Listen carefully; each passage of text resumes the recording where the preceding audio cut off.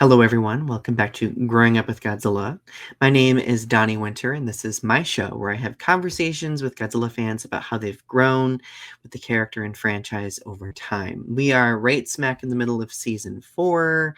We are firmly into the 100s, which I'm pretty excited about. We've had some familiar faces returning, and we've had some new faces. And for this particular episode, I am really stoked to have this person on. I've been hoping to have them on for quite a long time, actually. And the stars have aligned for it to happen. And I am excited to invite on a very critical part, a critical mind behind Kaiju Brooklyn, and a podcaster as well, the wonderful Lillie Bean. Hello. Hello. How are you Yay. doing? I am delightful. How are you? Doing good. Doing good.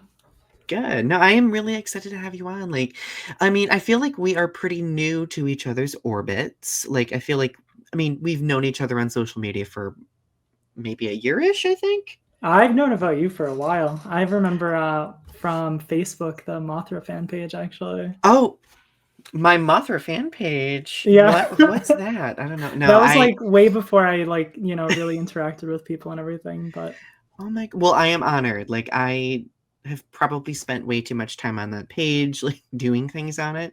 So I am glad to know that it has at least brought some people together. So that really makes me happy to know. Um, no, so I've been really bad though, because I don't update it as much as I used to, but I've been trying to get back into the swing of things. I'm So not even on Facebook. So to be honest, I haven't even noticed. I mean, you're not really missing much. I mean, I know. Facebook, what is that? No, but no, I'm glad that we connected because I feel like we've aligned on so many things, like just like personally, mentally, like Godzilla wise, that I knew I needed to get to know you. And I think that's what really made me even more excited to sit you down and have a conversation here on Growing Up with Godzilla. So thank you in advance for letting me badger you with Godzilla questions for the next hour or so. No, anytime. Thanks for having me here. I also just wanted to say right off the bat, congratulations on the 100 episodes. Thank you so much. That means a lot to me. I'm still kind of mind blown that we've reached 100 episodes, but here we are. And I'm excited to press on for another 100 episodes. So it's a lot of work, but it's fun work and it's enriching. And I get to have really cool conversations with people like you. So Can't wait to hear more. woohoo. So, well, okay. Obviously, I'm here to delve into your history as a Godzilla fan. So, how were you first introduced to Godzilla all the way from the beginning? So, way back, my dad is actually like the number one reason I got interested in like giant monsters, Godzilla, dinosaurs as well. But when I was younger, he was a really big fan. His favorite was Gamera. He always preferred the Gamera movies. His Mhm. favorite was Gamera versus Giron. This was like the 90s, and I don't think he knew about the trilogy at the time. So, Oh, well, yeah, we are shameless Gamera stands on this channel, so I love to hear 100%. that. But the first movie that I had seen and like my first introduction to it was Godzilla King of the Monsters, like the old version, with Raymond Burr in it. So I got started right off with like the OG stuff. And Mhm. then, around the same time, and I would say just as big an influence for me was the 98 Godzilla. I remember that was in theaters. I had a bunch of the toys. I even, I don't remember this part, but my mom tells me that apparently I even had like a Halloween costume of Godzilla, and I used to like run around the house, like pretend to be Godzilla. That is Yeah, there's like a picture of me somewhere, but I'd have to pull it out. No, I feel like the last few years we've had interesting conversation about how that film has actually been pretty formative to a lot of Godzilla fans, especially those of us who grew up in the 90s. Like the marketing for the film itself was just kind of out of this world. That along with like the merchandising, I remember I had like Velcro Godzilla shoes when I was in elementary school. I had like a Godzilla lunchbox, which I still have. I've been told by numerous people to throw it away, but I just can't Oh, make see myself that. do it. Yeah, I cannot make myself Yeah. do it. And I had like those, I don't know if you ever had do you ever have that big like electronic figure that Is it like the one the that had like the handle? Like, yeah. Well, okay, I don't know if it was that one. That was there may have another been a one? different one. There was one specifically that was like very like rubbery, but like it had like this cord on it. You would just click a button and it would like roar and then walk around. Oh And yeah, I no, remember I don't think I saw it that was one. huge. And I just loved that. I took it everywhere with me. So um I did go through my phase where I was like super anti the 98 Godzilla movie, but then Same. I have since kind of like had a reversion where I'm like, actually, I like it. It's a good movie. For what it is, it's a good movie. So anyway, that was a tangent. I apologize. No, 98 is such an interesting one. So like me and Henry have talked about this on ICFAM a couple of times. But like the thing that I find really funny about the 98 Godzilla film is I feel like, it did a lot of things differently at the time. And I'm still a stan of like, it's a great monster movie, even if it wasn't necessarily a great Godzilla movie at the time. What I find really funny though is if you watch the Millennium series and then even into Reiwa a little bit, Godzilla 98 is kind of not that different than any other Godzilla movie. It kind of does very similar things where it's like, the tease at the end of is he dead? Is this the end? Hmm. Him being weird and having weird aspects of his like life development. Like I feel like a lot of the pushback was that was such like a novel thing at the time, but like nowadays, like once you watch the Millennium series, it's like, oh, this isn't actually that weird a Godzilla take.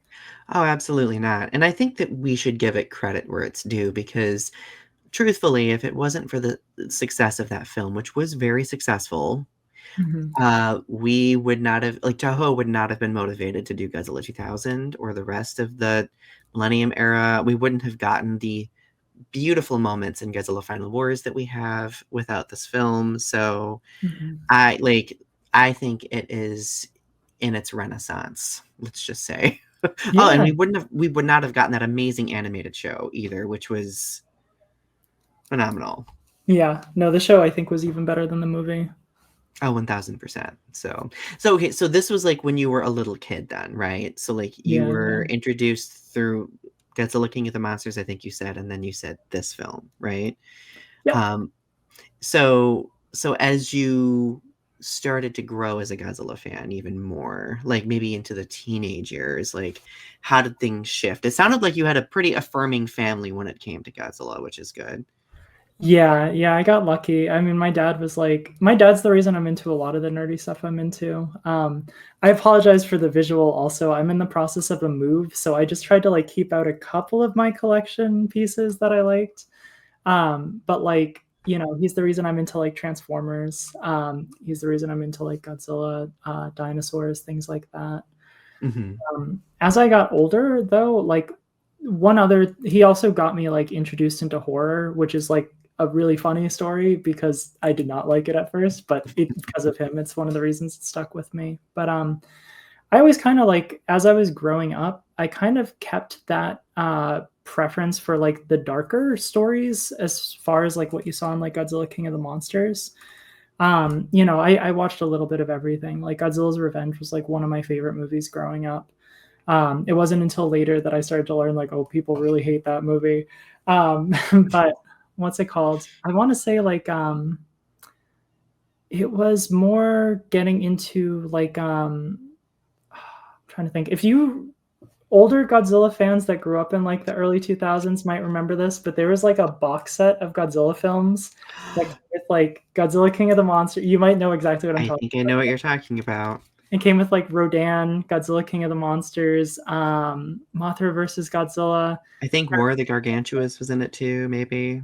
No, no, I think that was a different one. I'm thinking of a different one, but I think I know what one you're talking about. There were a couple around that time, but that was kind of like my like teenage years getting like into that stuff. Like I grew up with the Heisei movies and I liked a lot of them, but like they didn't stand out to me as far as like development other than Destroya obviously left Mhm. its scars on all of us, I think. Right? Um, but like Biolante, I didn't see until way later. Like I didn't see that movie until I was like, probably into my 20s at that point. The biggest ones for me were like Terror of Mechagodzilla, getting into that one. Getting more into the Millennium films as I got older, and then like actually exploring Gamera was for my Mm-hmm. teenage years. Honestly, Gamera was like the biggest defining thing. I Mm-hmm. remember reading about Gamera 3 and being like, this is fascinating. And, you know, as a kid, like I saw pictures of Iris, I saw pictures of Legion. I never saw the movies, so it was just left to my imagination of like what these monsters are, what they do, and everything. Mm-hmm. And I like hunted down Gamera 3. And I remember still the night that I saw that movie, it was like I had stayed up way too late. It was like 3 or 4 in the morning. Like I was so exhausted, but I found it on some like sketchy site and just watched through the whole thing. And I was like half asleep the whole time, but it was just such a wild experience. You Um, know, I wonder how many of us like got viruses because of like our journeys finding. For me, it was the Mothra trilogy, but like for us, like finding these movies that weren't like super accessible. Like, that and LimeWire for me, I was also a victim of LimeWire. I would download every version of the Mothra song on LimeWire, and I'm fairly sure I may have destroyed a computer doing that. Rite of But passage. but I had all those damn versions of the Mothra song, and I was not regretting that. Mhm. So no, like I really do think that Godzilla can be a gateway for a lot of people when it comes to other kaiju films like Gamera. Like, but I do know that there are a lot of people where like Gamera has been like their first, entry point into Toku too, which I think is super interesting. Mhm. And I really do think that Gamera should be as celebrated as Godzilla, if not more. I would argue that Gamera is. The only difference is that Godzilla has had a far larger media presence, right? Mhm. But no, you finally got to see the whole Gamera trilogy then, right? Like, were you like mind blown? Was it like, Mind blown. Like I liked the Godzilla Heisei series, but it's like I don't think it's a controversial like statement to be like it has its issues. It's a little bit of a bumpy ride from like start to finish. Uh, absolutely? it has its moments where again it just feels like they didn't quite put in that level of love that they do in like again like Godzilla versus Hedorah, but Biolante, like all the weird ones that they put a ton of like love into. Hmm. The Gamera trilogy for the Heisei series is like the exact opposite. Like even I've heard that a lot of people are like they don't hate Legion, but they're not quite as in love with it. Like for me, that's like throw on any of those three movies and I'm having like the best day. Oh Like yeah, they're all wonderful. I think Legion is one of the coolest kaiju there Legion is are so out cool. there. And like the battle, like I am literally terrified of Legion. I think Legion is scary as hell. Like Yeah, I can understand. but I remember why I think how old was I when I watched the Gamma trilogy? I think I had watched the first film when I was like a teenager, but I was like in my 20s when I watched the second and third films, and I was just like, these battles are brutal. Yeah. Yeah. Like I think I watched them around the same time as I started watching the Mothra trilogy because I remember like watching that first film in the Mothra trilogy with the like Mothra bleeding and drowning, and I'm just like, I why was are gonna we? say, I can't even imagine what kind of marks that left on you to get into both of those at the same time. I know I was like a teenager being like, do I need therapy? Like, am I okay? Like, but anyway, it turns out I did, but that's besides the point. No, so no, I think that those films are so wonderful, and I would love to talk more about Gamera on here because I mean I do know I have a lot of followers who are like super like mega Gamera fans. So like all the Gamera nuggets, don't hesitate to share them. Yeah. Okay. So this was you said this was the teenage years we were talking about? Like teens into 20s. I did have that like a lot of us go through this, I think. Not everybody, fortunately, and especially not nowadays. I hope that people aren't still going through this. But I Mhm. did have that like year or two in my teenage years where I was like, I'm done with that kid stuff. I gotta put away the Godzilla. And then, you know, right after I'm like, no, no, actually I really liked this stuff. Who cares what people think? And then something just brought you back to it. What was the catalyst that brought you back to it? Um, what was the catalyst that brought me back to it? I know it was like before Pacific Rim and all of that stuff. It wasn't really like you know, the kaiju renaissance that brought me back necessarily. I think Mhm. honestly it was just kind of I was cleaning out like my closet or basement or something at one point and found I do remember like the first figure that I had seen in a while was like the movie monster series Space Godzilla. which is like Mhm. not the prettiest figure by any means. But I remember seeing that and being like, oh, I really miss these things. Like, why did I stop collecting these? Like, just because people thought it was weird? Like, screw that. It does make me wonder just like how much we do allow those other people to influence us. Like, because I feel like, I mean, because that kind of happened with me too periodically. Like, I would, again, kind of like what I talked about. I think it was in the 100th episode. I was talking about the history of the show and like where it came from, and part of it is it's a response to people who are like, well, why haven't you grown out of this yet? Like, this seems ridiculous, and I'm just like, don't shame me, one, because I Oh, can take joy in things. And like number two, like what is it doing to them? Like it's if anything, like I feel like it's just because they may not understand the enthusiasm, right? Which is why they might say something like that. But like, I don't know, I feel like it's just joy. And if one is envious of our joy, then maybe they should find something to be be joyous about as well. So legit. I do think a lot of that too is if I'm being honest, like I feel like a lot of it is people get like pressured out of interest that they have, either by like, fortunately some parents aren't great at supporting their kids, mhm. friends and stuff like that. And I feel like a lot of it too is just people who like had that taken away from them and feel like, well, this is what you're supposed to do. Kind of like I don't know exactly, but I do feel like a lot of it is that. No, I agree with you completely. I think that makes sense. I mean, I'm sure there's multiple variables, but I think obviously, like, Yeah. we ultimately are at the whim of the people who influence us the most. So, Yeah. um, okay, at a certain point, like, so we're talking teenage years, you eventually branch into adulthood as a Godzilla fan. So, I mean, I know at a certain point, like, developed a presence with regard to social media slash like podcasting, and you were one of the hosts of It Came From a Monster Movie podcast, which you've mentioned. Mhm. How, like, I'm very curious, like, how did that come into being? Like, how did your participation So start with for that? ICFAM, it was just kind of, to be honest, that one was just kind of by chance. Henry actually, because this was like 2020, I had like just finished a move in the middle of like the pandemic, so that was already like a nightmare. But I was kind of settling into my new space, and at that point, I was kind of just like on Instagram, like just posting. Like I wasn't really engaged in many like active projects or anything. Hmm. And Henry just like happened to see a picture of like some of my toys, and there was like a dinosaur toy that they remembered that they really liked. Any other dinosaur toy fans in the chat? It's the Batat Amargasaurus. It's from Hmm. like the Museum of Science line from forever ago, but that was like one of my childhood, like that was super important to me when I was younger. It left such an impression. I ended up like tracking down a new one and like getting that a few years ago. But Henry saw that and just like messaged me. It was like, hey, like your dinosaur toys. Hmm. And we started chatting, and they were like, hey, I do a podcast. And I was like, that's cool. And then like a couple of months went by, and we were just chatting more. And they were like, do you want to be a guest on the podcast? I usually have all of my friends on as guests.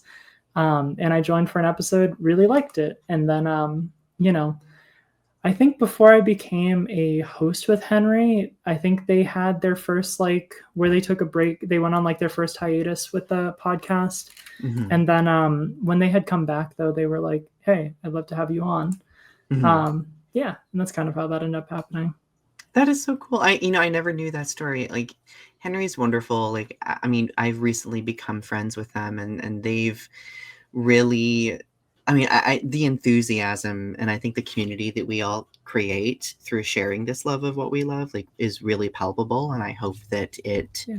continues to kind of like influence other people too, to like fall in love with not only like figures and storytelling, but also like podcasting in general too, because I feel like Yeah. it creates a space for us to have these conversations. So Hmm. well, so that was around 2020. Like, now as a Godzilla fan, and as a creator in the fandom, like, you have taken on a responsibility with Kaiju Brooklyn. Do you want to talk about that a little bit? Yeah. So I got involved with Kaiju Brooklyn. Big part, I have to give a huge shout out again to Henry. But me and my best friend, Tiny Bagel, Angela, and then my now wife at the time girlfriend, Jade, We all went down to New York, not this past year, but the year before that for Kaiju Brooklyn. And like, I've lived in Boston, my whole life, the general Boston area. Unfortunately, I'm not like made of money. So like traveling to G Fest is like, unfortunately, it's just unrealistic for me a lot of the Mhm. time. But I've always wanted to go. And so when I heard about Kaiju Brooklyn, I was like, oh, awesome. Like a local Godzilla convention, like Kaiju convention that Mhm. is actually like within my reach to get to. So we went, and it was just such like an amazing time. It's Kaiju Brooklyn takes place over in Industry City, so it's like, I know you haven't been over there yet. It is Mhm. like major, like there is shops everywhere. There's like such unique little shops in there. There's like craft shops selling stuff like you've never seen anywhere else. There's a ton of like specialty coffee shops. There's a ton of just like regular stuff you can go to, but it's like such a unique space that even without the convention, there's like always something to do. And Mhm. so plugging in, like being able to go into a space and like check out Godzilla panels in like a super accessible space that isn't like the one panel at Anime Boston that's like kind of talking about Godzilla stuff, but also like not really doing an amazing job with it. It was just like, wow, this is like everything I've wanted.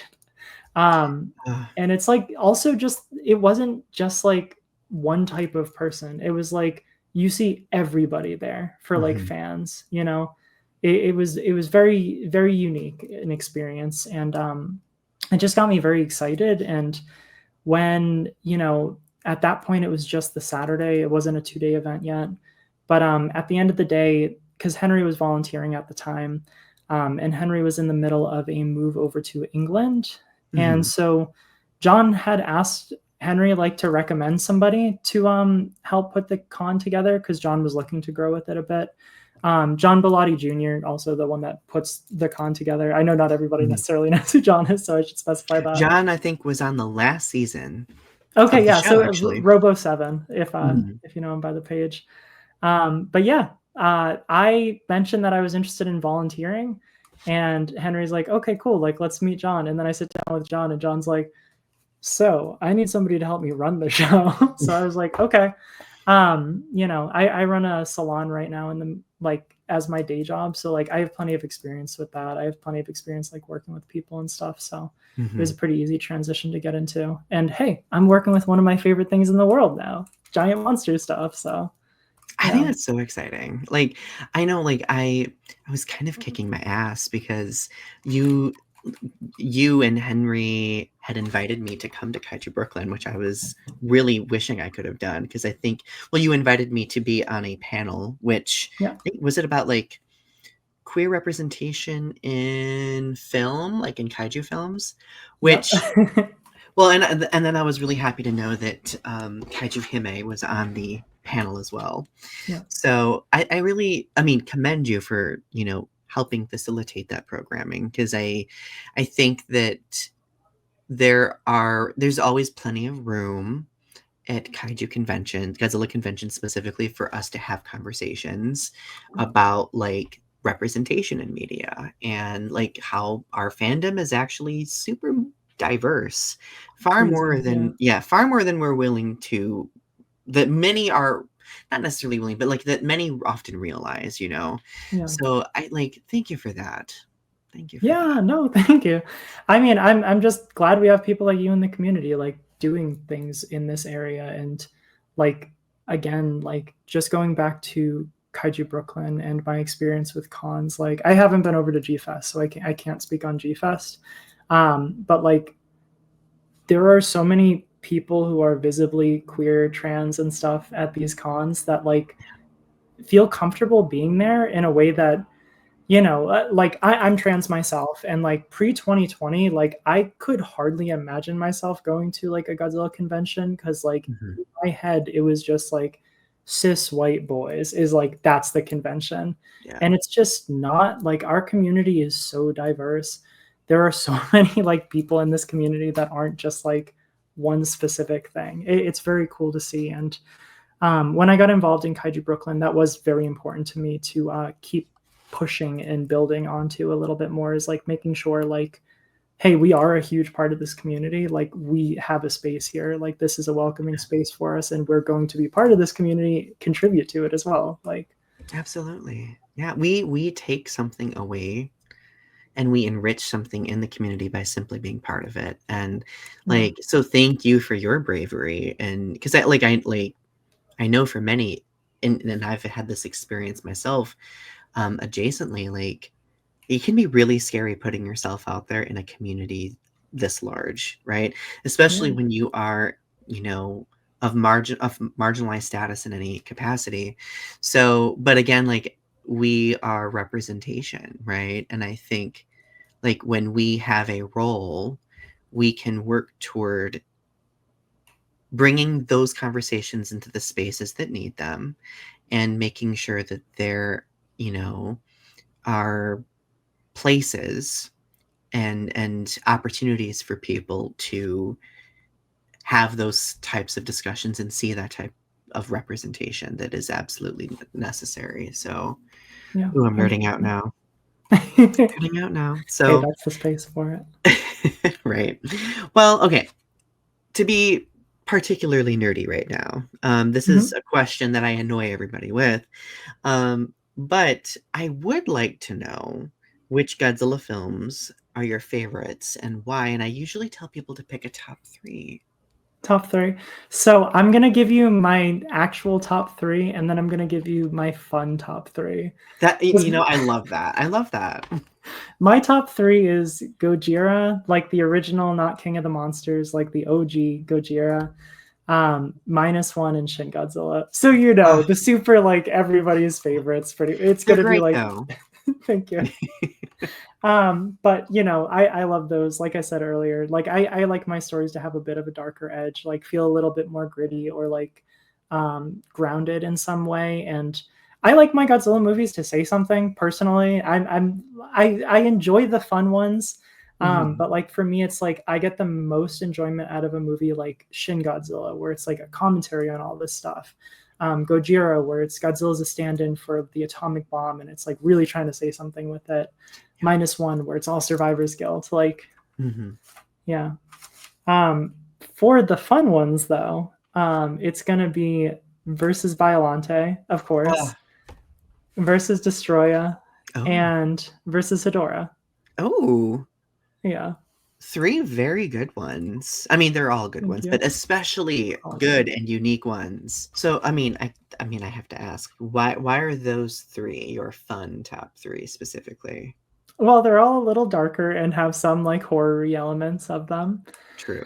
They're also all monsters that transform, which that's a big Mhm. theme with me in my life. But yeah, Biollante was a really important movie for me, just in terms of, again, like it's like the tragedy of who Erica is and what Biollante is as a monster. Mhm. The original movie itself is amazing. I love throwing it on. It's also got like it's like weird beats and stuff like that, but it's just such a great time. Shelter 54, if anybody's seen it from Lost Utopia Films, just made Biolante like a million. Biolante was already one of the coolest monsters, and then this guy just came and was like, "What if we made Biolante the coolest monster ever?" And the most horrifying The ever. most horrifying. Yeah, I love it so much. It's so good. It's so good. No, like the transformative qualities of all three, like you were mentioning, like and I've had this conversation with a few people about like why those of us in the LGBTQ plus community often like gravitate toward those characters, or like I know for me it was Mothra's transformative qualities that I like Yep. really like connected with. But like I there was an article written for Kaiju United. I'm trying to remember where like they examined Biolante through like a trans theory lens, and I was just like my like inner academic like nerd was like I need to absorb this article into my soul. But no, like I really think that like when we watch films like that, like I my hope is that people would think about like, okay, like how are groups of people interpreting the imagery and the messaging and connecting with them, right? Because I feel like if we thought about that type of thing more often, like we would really develop a super strong understanding of, you know, the people that surround us, right? Yeah, So I'm going on pseudo political tangents, forgive me. So, but that's okay. My favorite kind what of I do. tangents. It's what I do. No, those are a great top three. And yes, we do have like the, Okay. traditional top three that you mentioned first, which are phenomenal. But like we do delve into the nitty-gritty when we get like the fun top threes. I might maybe I'll adjust the question in the future and be like, give me your generic, well, I don't want to say generic. Maybe give me your safe top three and then give me your fun top three that might surprise people. I don't know, but You're also talking to a bit of a film snob, so that also can be a factor. no, I love that though. I love it. I mean, I feel like I would consider myself a film snob too, probably. Yeah. I mean, I talk about them enough, right? So, Mhm. well, so we're gonna break things down a little bit more succinctly. So, like, Okay. we talked about favorite films. Like, I'm very curious about like any favorite particular kaiju slash characters in the films. Like, which ones stand out to you, and why? So, I'm always a sucker for the monsters. Much as I really value a good human story, there is a reason we all come here. It is not to see humans talk most of the time. So, as far as monsters that stick out for me, so like my favorites, Rodan and Baragon, my all-time favorite monsters. Just like the two scrappy, kind of sidekicky kind of characters. Baragon's got big puppy energy. Rodan's just like, again, like scrappy number two. Like, Sky always been a Puppy. big fan. Yeah, exactly.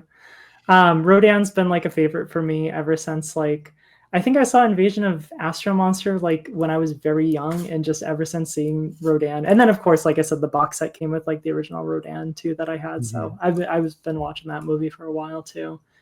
Um, I also just like this is like a Transformers thing, but um, in like I grew up with Transformers Armada. And Donnie, if you don't know Transformers, forgive me for this No, I analogy. do know Transformers. I do love Okay, okay. Transformers.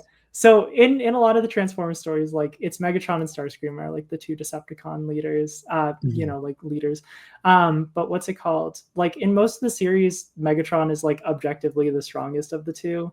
I grew up with Mhm. Armada, and in Armada, like they have the minicons that give them extra powers, and like in that one, it's heavily implied that like Starscream and Megatron are relatively similarly powered. It's just like Megatron's the one that knows how to use his power, Starscream doesn't.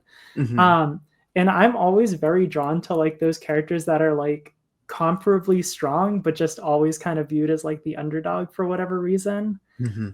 And Rodan in Invasion of Astro Monster is like always the one that I think of with like that one and Ghidorah the three-headed monster. Like anytime Rodan and Godzilla are fighting, they're like evenly matched in those early movies. Like there's never a time when Godzilla is just like easily overpowering Rodan. But not a single person will ever tell you that Rodan is just as strong as Godzilla, because nobody goes off of those movies for like Mhm. the one example. So I always liked Rodan because I'm like, no, Rodan's strong too. You just don't know it. Yeah, Rodan is absolutely comparable to Yeah. Godzilla, 1000%. Like between that, like, and Destroy All Monsters as well. Like, Yeah. I do kind of feel like future films haven't really done Rodan the full justice that Rodan deserves. I would kind Um, of argue they did Rodan dirty in the Heisei oh, series. poor Rodan was like getting obliterated left and right, and What the heck? Yeah. I was just like, can we give Rodan a break? What the hell did Rodan do? Um, Granted, like I do love that like Rodan kind of like takes on that like sacrificial role of like being the character that brings Godzilla back to life, right? Mhm. But like between that film and like Final Wars, like I was kind of annoyed in Final Wars that Rodan was kind of, I mean, all the kaiju were like easily obliterated by Godzilla. But I was Yeah. like, I think Rodan could have put up a little bit more of a fight. Yeah, Like, come on.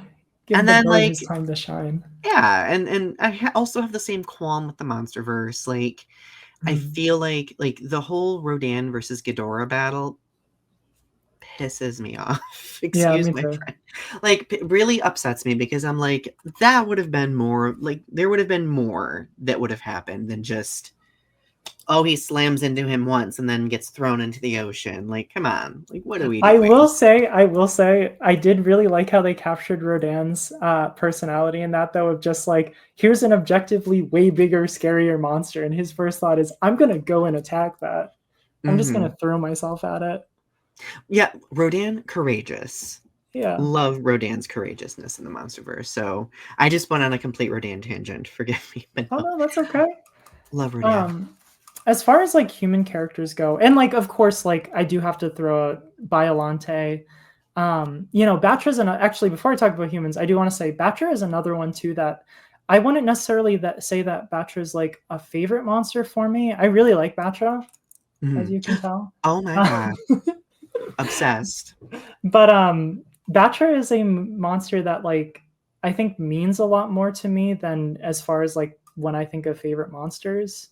You know, talking about Mothra, being trans, like seeing Mothra, Batra, like monsters that transform from the ugly worm stage to the beautiful butterfly stage. Mhm. It's like it's something that really stuck with me, and like as somebody who again like I tend to prefer like horror, like scarier stuff. Batra is literally made for me.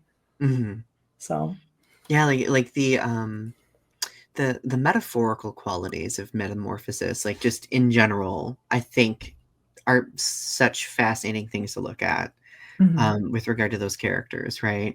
Now, so okay, so those are the kaiju characters. How about the humans or non-human characters as well? Yeah.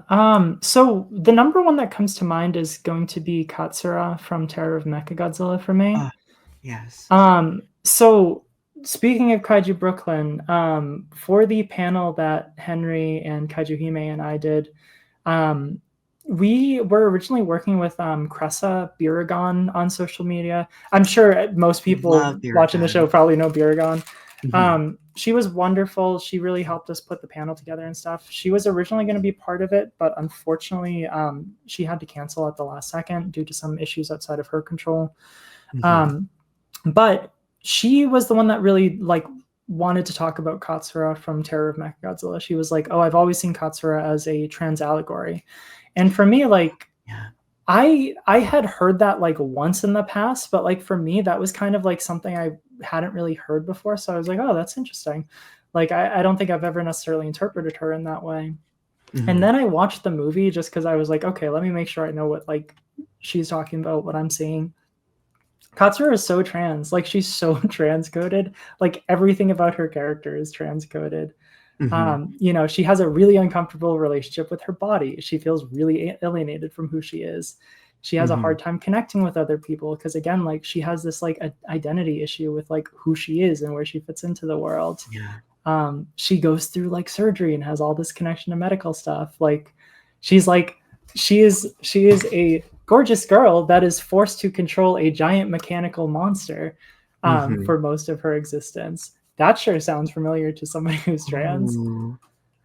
You know, there's Yeah. even, like, a component of, like, code switching, like, metaphorically speaking, if you examine her role in the film and, like, this interplay between her role as human daughter versus her role as, like, cyborg, right? Which I think Yep. is very integral to especially the trans experience in the LGBTQ+ community, so I'm nerding out right now. Mhm. These are the um, conversations I love. good. What is it called? But yeah, she was like my number one that like she like this is a very recent development for me within this year, but like she is like top of the list for me as far as like interesting human characters and just stuff that sticks out. Mhm. And then like another one is Yuri from GMK. Like not a crazy story, but just like such a great character. That is another movie too that like I've seen GMK so much. That is like the movie I used to joke like you know way back in high school, college. If I was out drinking with friends and came back in like the middle of the night or something, like I don't know why, but I would always throw on GMK. So that Mhm. movie I've seen so much, and Mm. I really like her character too.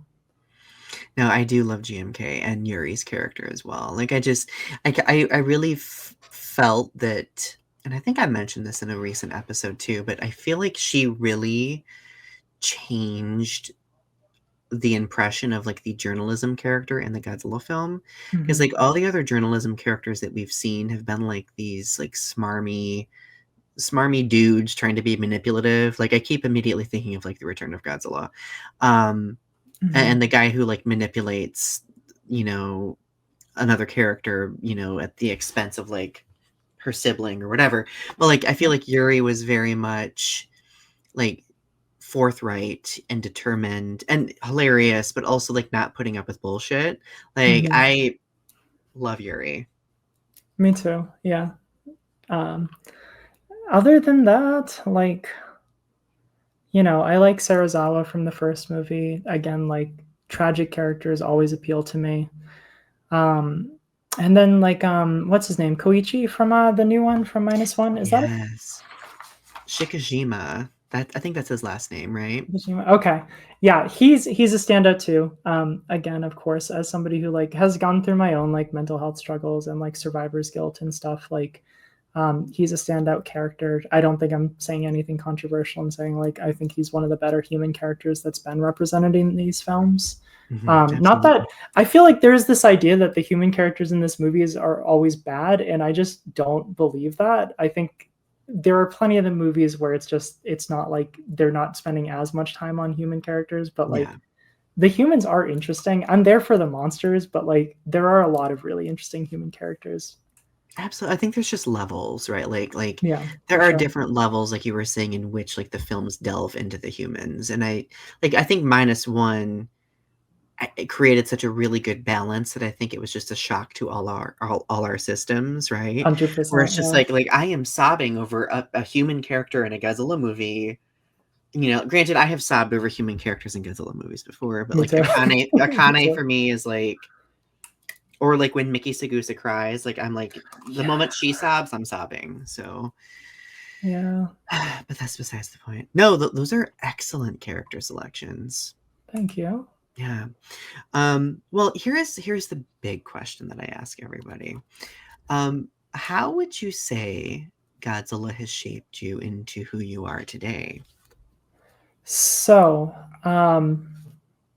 a lot of my money goes towards this, unfortunately. I'd say that that is definitely a way that it shaped me. Unfortunately or fortunately? Well, fortunately for me, maybe unfortunately for my wallet and my wife, but, what is it called? Outside of that, like, as far as themes and stuff, like, you know, I think, the number one thing is just Godzilla's taught me resilience. Like, no matter how much you knock him down, even when he dies, he will always get back up. You cannot Mhm. stop Godzilla. It is an unstoppable force no matter what, it is gonna get back up. And especially as a kid, like that was really cool to see. Is again, it's just like this Yeah, consistent character, and it's just resilience throughout the entire thing.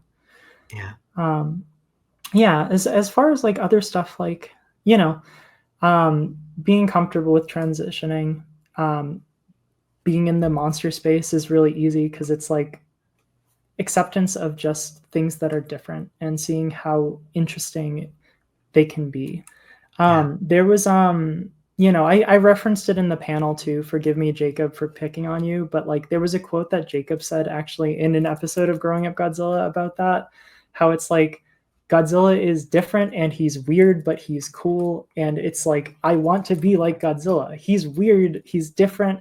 There's nothing quite like him, but he's cool and it makes me feel cool.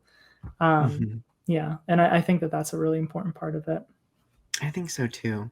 I'm really thinking about like that unstoppable force and that resilience component that you mentioned because I like kind of connecting this back to the conversation about queerness and coming of age and Yeah. self-acceptance. Like I feel like that's a very common, you know, connective point that many of us in the community experience with regard to Godzilla because I mean, we go through our challenges, our traumas, and then we look at a character like this and we see the character surviving like insurmountable odds. Mhm. Regardless, like how he's being painted in the film as like, an Yeah. Yeah. antagonist, protagonist, anti-hero. We see that and we like kind of assimilate that in ourselves where we're like, okay, like I feel like an anomaly too. I feel weird and like I don't belong and I'm experiencing these things in reality, but when I look at this character going through these things and persevering, like I kind of feel that empowerment, just a little bit of like, hey, like if Godzilla can get up and do that, I can get up and like face those things too. And that's For always sure. kind of like something that really resonated with me when I was younger, especially. So thank you for like illustrating it that way because I feel like it's very enriching. Yeah, absolutely. Godzilla just being like, this is like a little bit more abstract and less like specifically something that's helped me growing up, but like just giant monsters and Godzilla and everything being so like larger than life and like outside of just like the immediate also has really helped frame for me just like again like things are bigger than what they sometimes seem in like your personal life. Like there's Yeah, more to it than that. Yeah. absolutely. There's layers, absolutely. Now, ooh, gosh, I'm nerding out. I've said that like 20 times now. Well, we've already kind of touched on collecting and the fact that you do enjoy collecting, right? Quite a bit. So I mean, I see some little morsels back there on the shelves, which I Yep. absolutely love. By the way, I know you were saying that like your setup is, minimalist right now, but I love the way it's shaping up. Like I think Thank you it's so going to be much. wonderful. So I guess how far does your love of collecting go? Like, was there a point when you started collecting figures and memorabilia? Boy, so collecting is a long story for me. When I was very young, as with a lot of us, all of us probably at some point, even if you fall out of collecting, I feel like everyone starts with like, a couple figures or their one figure or something. When I was very young, like I got the Imperial Godzilla that everybody had like when they were younger. I got like a bootleg version as well. So I had like a little Imperial Godzilla and then a really big bootleg version. And at the time, like I was a kid, I don't care. I'm just playing with these things. I'm putting my Play-Doh all over it to be Hedora. Um, It's a great idea. little me loved doing that. I still remember doing that all the time with this Imperial Godzilla. But what's it called? I started with just a couple of things and then like a couple dinosaur toys and stuff. Like, this was just as a kid, like I'm getting whatever my parents are getting for me. And like asking for a couple of things here and there. It was one of my great uncles on, I want to say my mom's side. He was like huge into Halloween, spooky stuff, and he was a collector. Mhm. And so me and my family used to go over to his place once a year for like they had a Halloween parade over there. I think it was in Woburn, I want to say. I haven't been Mhm. in a little bit, so I don't remember exactly the towns that they're in.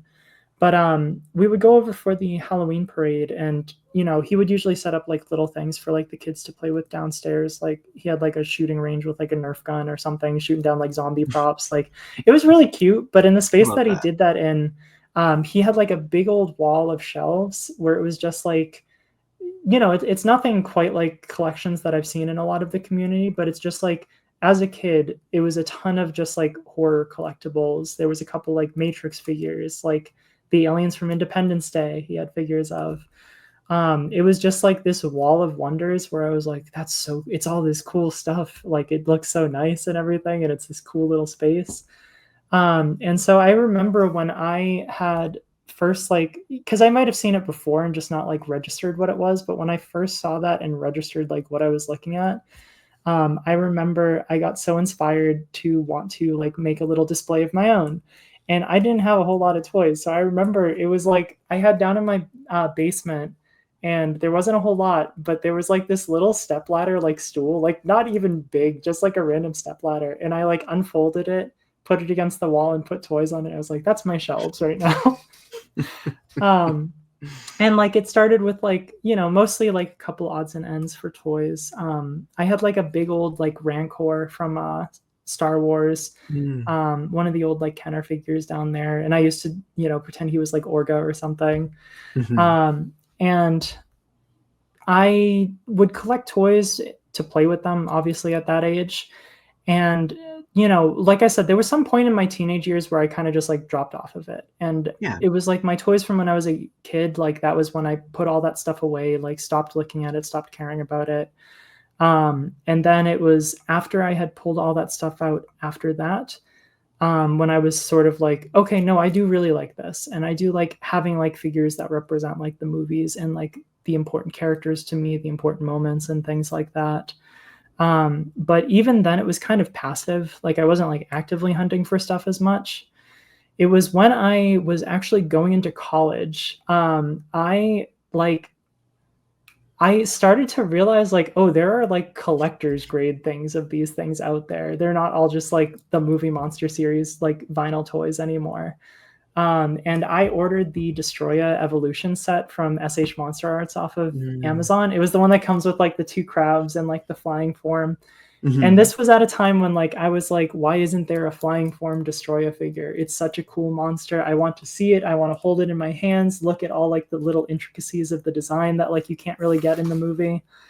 And I ordered that and I opened it and I was just instantly like, okay, I'm collecting from now on. Like these are the coolest things ever. Like this is incredible. And you know, since then, like I've kind of it's ebbed and flowed a little bit as far as what I collect. When I first started really getting into it at that point, I was kind of just collecting whatever I thought was interesting. Like I had a few Safubis at the time. I had a few what do you call it? Like those little like I had those egg toys. I think they just re-released them actually, the ones that Oh, like yeah. unfold. Mhm. But like that was like a random thing that I was just like, I got money, I'll buy it. It looks fun. They're so Um, cute. yeah, they're cute. They're cute. But you know, after doing that for like a couple of years, like it just comes to like, oh, I have a ton of stuff and I don't have a ton of space. And I was Mhm. also starting to like get into like dinosaurs and being like, oh, I also want to collect dinosaur figures.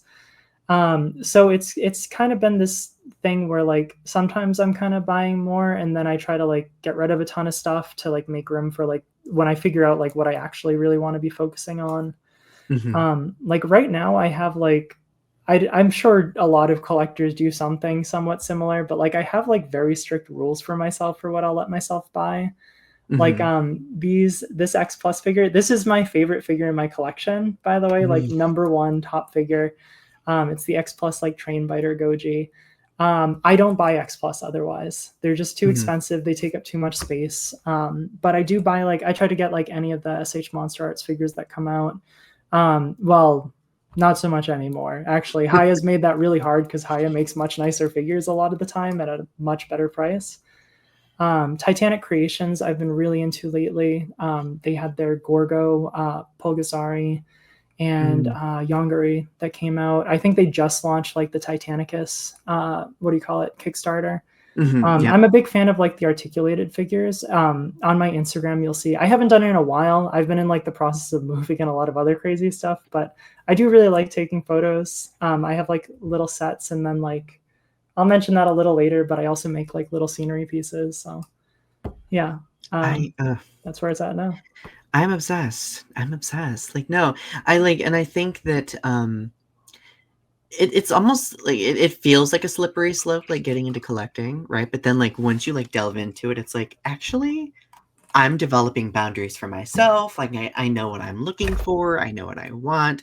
Like you were mentioning, like creating rules. Like that's kind of one of my rules too. Like I'm more apt now to like collect cute things like plushes and things like that, So cute. as opposed to like, traditional figures, right? Well, like I I'm kind sorry of to do interrupt. That thing has wings on the back. That's so cute. look at Oh, I love that. look at her little wings. I've seen that plushie before. I've never known it had wings. That's so cute. I know it makes Okay, it I'm even sorry. more.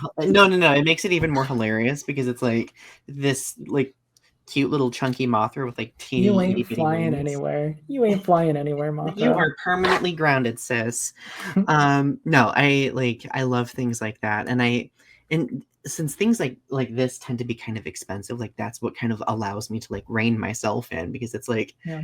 do I need that like right now? Maybe not, but I'll bookmark it and I'll go back to it. So, Yep. um, uh, Lily, this has been such a fun conversation, but I do have one question left for you.